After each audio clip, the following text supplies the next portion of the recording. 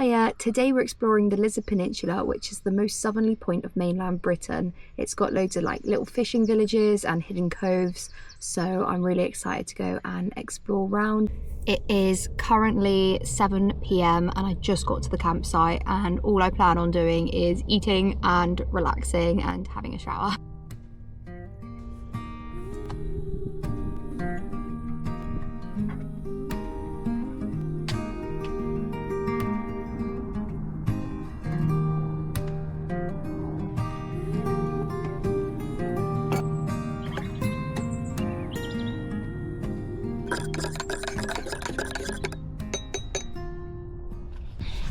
Completely ignore the fact I'm using a fork to stir my drink. I don't have a spoon, I just brought a fork, so it'll have to do.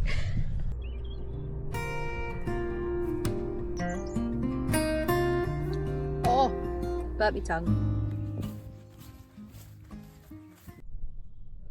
Oh, I just went for a shower and that was a really nice shower, really nice. It was so hot. I probably stayed in there way longer than I needed to be, but you know when you just got like such a hot, strong pressured shower, it's so good. So I feel so much cleaner and I need to brush my hair, but it's just started to rain and I've still got wet hair, so I'm really cold. So I've come into the front of the van and I'm gonna turn the engine on and just get some hot air blowing through. I don't have any fancy heater, literally just gonna turn the ignition on and get some hot air going in. It has got really cold all of a sudden, and yeah, I'm feeling the cold. And I have woke up to grey skies, but it's supposed to be 18 degrees and sunny today. So, although it is only 6 AM, so we will see. Before we set off, I'm hoping for the sun to come out a little bit. So I'm gonna wait, and in the meantime, I'm gonna cook up some breakfast. Also, by cooking up breakfast, I mean pouring boiling water into my oats.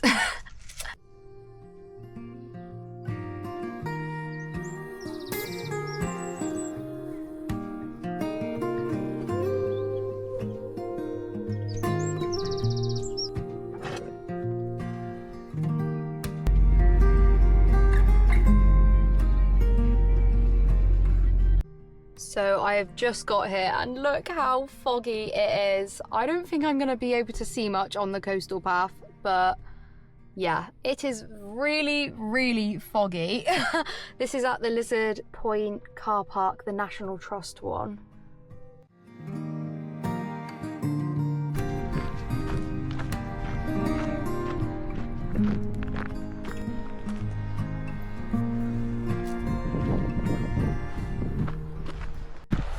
I remember coming here last time and this path was full of people. I mean, it was July, but there is nobody here at all. It's so quiet. It's quite nice.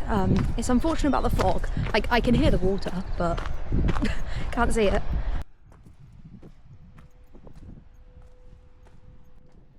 The history of the Lizard is completely tied to the sea, shipwrecks, rescues and fishing. The old lifeboat station here, right below the Lizard Point, dates back to the 1800s. Launching from here was incredibly dangerous because the cove was so exposed to the sea.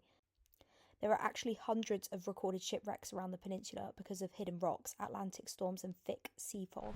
Although it's super foggy, it's actually really interesting to come and see it in a different sort of time of year. You don't see all these different types of flowers all over the walls, and it's really lovely to see. And it's just so quiet. I feel like I can appreciate it so much more without a million people swarming around the Lizard, because it is quite a popular place to go to. But I am now just walking along the coastal path, so I'm pretty much following this to Kynance Cove and then going back up through the town of Lizard. Well, the village of the Lizard.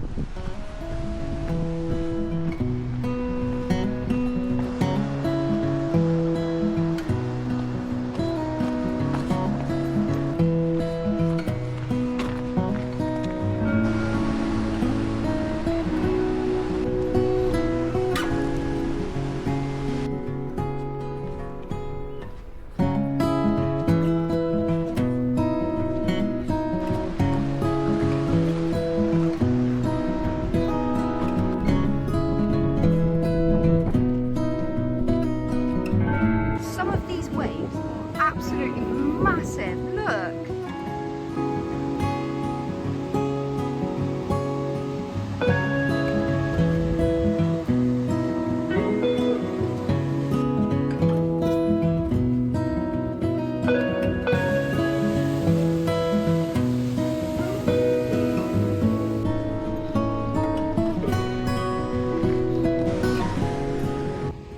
I believe Kynance is about there, however you can't really see it, and plus it's high tide, so you always want to go to Kynance at low tide so that you can get onto the beach. You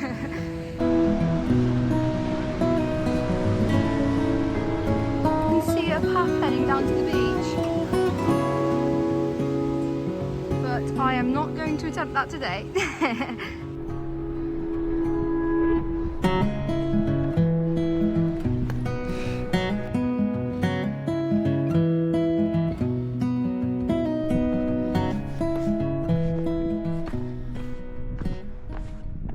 I finished walking the coastal path now, so I'm walking inland and then onto the other side of the coastal path back to the van.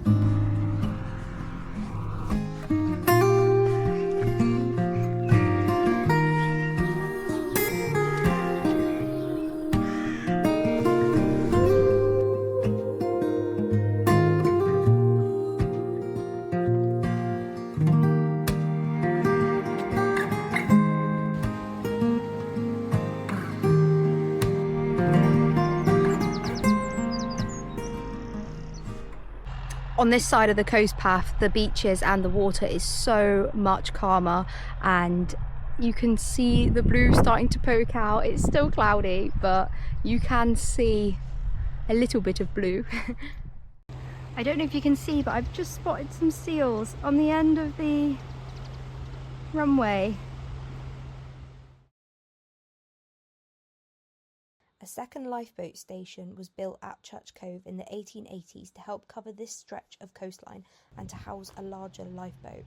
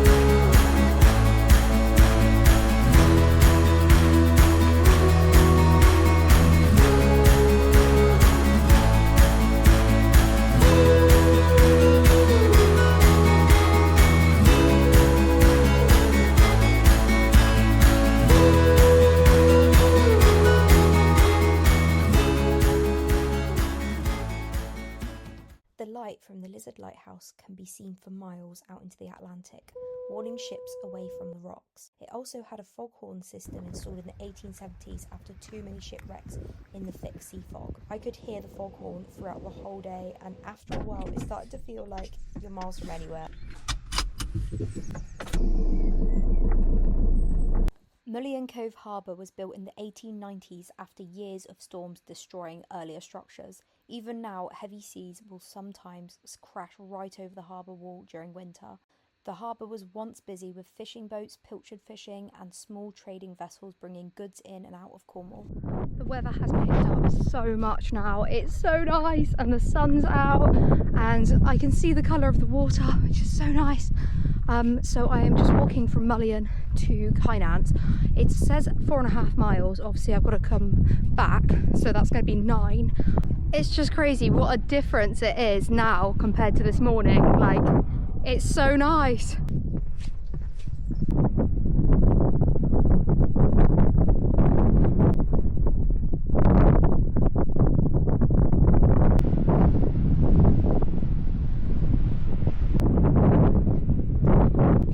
It's crazy, like this morning I was motivated to do my walk, but I didn't really feel like it, whereas now the sun's come out, I feel so energized and I feel like I could run. No, that's a bit of an exaggeration.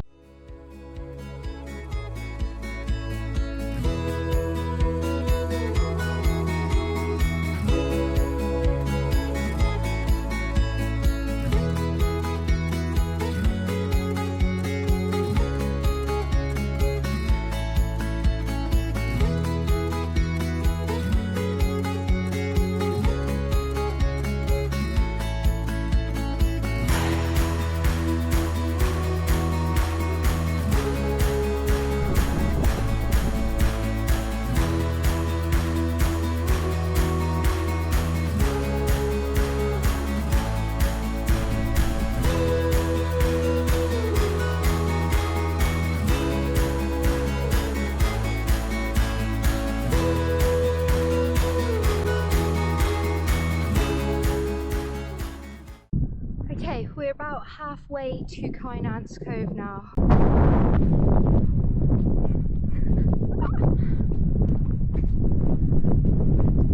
Oh, it's getting to the point where I really want to get out of the wind. It's like making my eyes really itchy, but I'm so nearly at Kynance.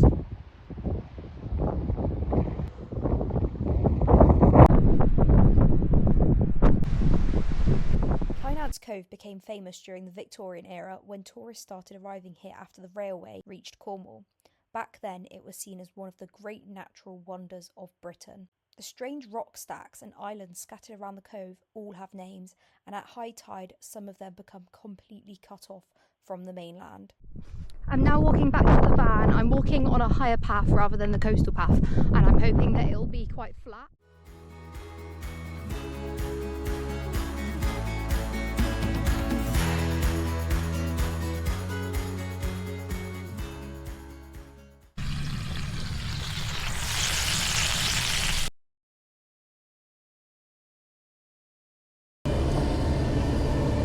So I've just been laying out in the sun and I realised just when I looked in the mirror how red my face was. I didn't realise I was that sunburned today. I thought I wasn't that hot, but it must have been strong. On another note, I did find a sticker, so I'm going to put this onto the wall. This is the sticker. I might go there, or maybe down here.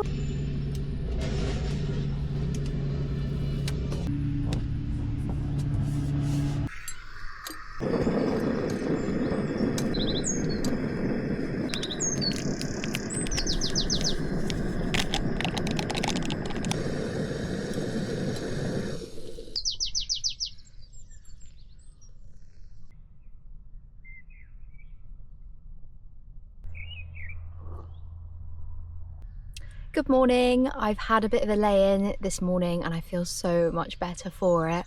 I felt very knackered yesterday, so today I'm heading on to some more walks. I'm going to carry on the coastal path on the bits I haven't done.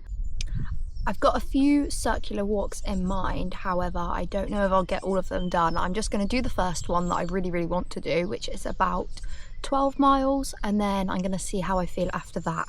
There's a tiny little bit of the coastal path from Poldhu to Mullion, which I haven't done, and I think that's only like 3-4 miles round trip, so I think I'll park there. I've got a National Trust card as well, so I can just park for free, which is always a bonus.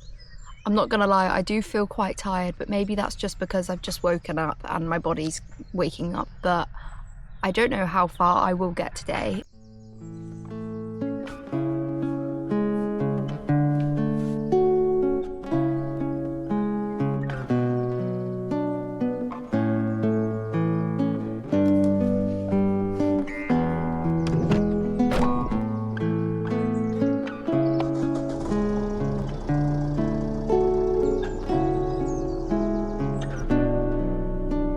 Starting route.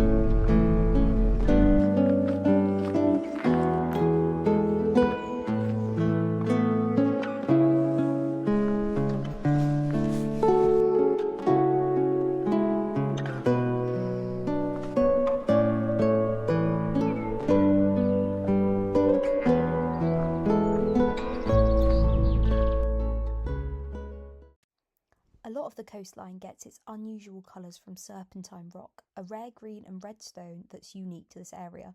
Serpentine is rare in the UK, and the Lizard is one of the only places you'll find it in large amounts, which is why it's so valuable. The old Serpentine Works near the Lizard were part of a huge industry during the 1800s. The stone was polished into ornaments, fireplaces and decorative pieces that were shipped all over the UK. Today, all that's left are the ruins, but you can still see the colours and textures in the cliff around you.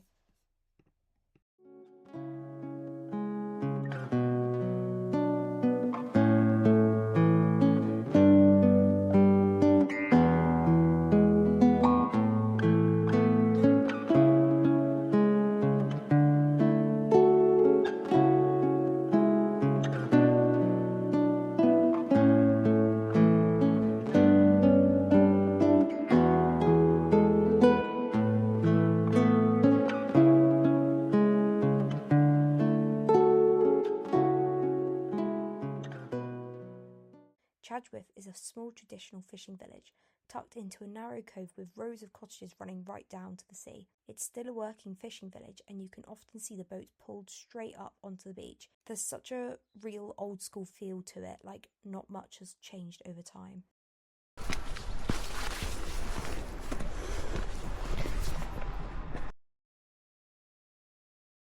Just along the coast is the Devil's Frying Pan, basically a massive collapsed sea cave that's been smashed out by the Atlantic over thousands of years. The roof eventually gave way, leaving this huge crater connected to the sea through a tunnel underneath the cliffs. When the waves are rough, you can hear the sea booming through below.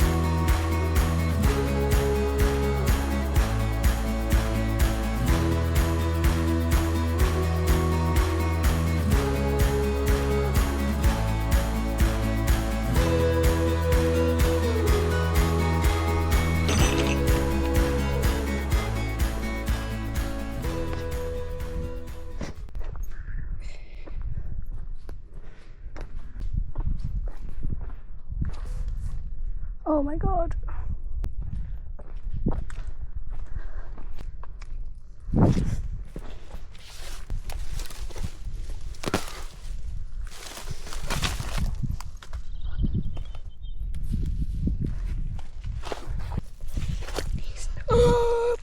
Fuck.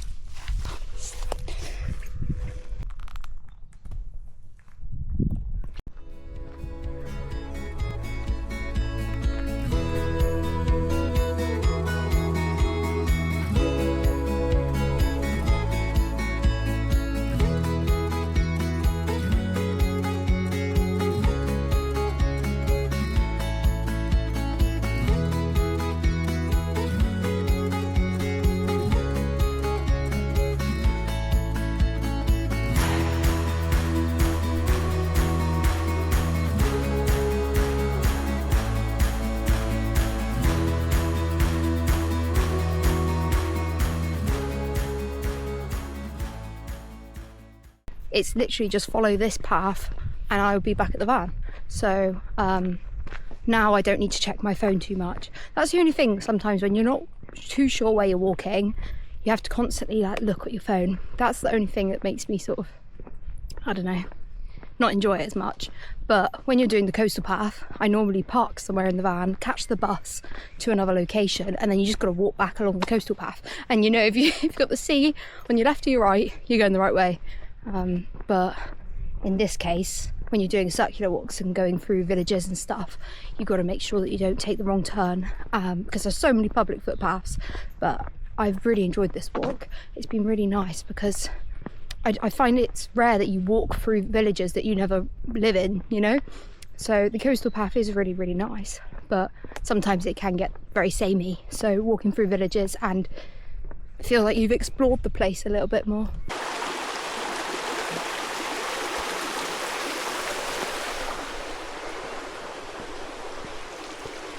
After finishing my walk at Serpentine Works car park, I drove over to Poldhu to start my final walk of the trip. Luckily, it was just a short walk from Poldhu Cove following the coastal path to Mullion Cove. It was a great final stretch, one last bit of coastline before wrapping up the trip. And of course, it wouldn't be the coastal path without greeting me with a hill. Poldhu is famous for something most people would never expect. It played a major role in the history of radio communication. In 1901, Guglielmo Marconi, probably pronouncing that very wrong, sent one of the world's first transatlantic wireless radio signals from nearby Poldhu to Canada. That experiment completely changed global communication forever.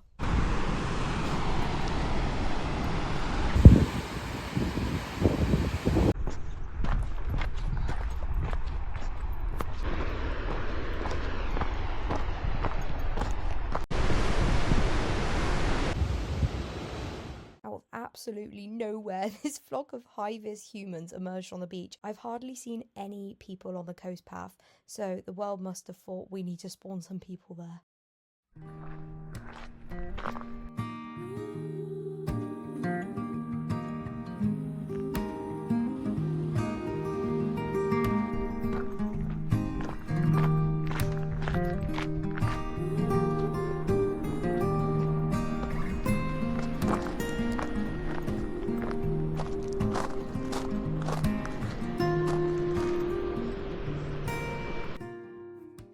That's it from the Lizard, a bit of everything, sun, wind and some proper coastal walking.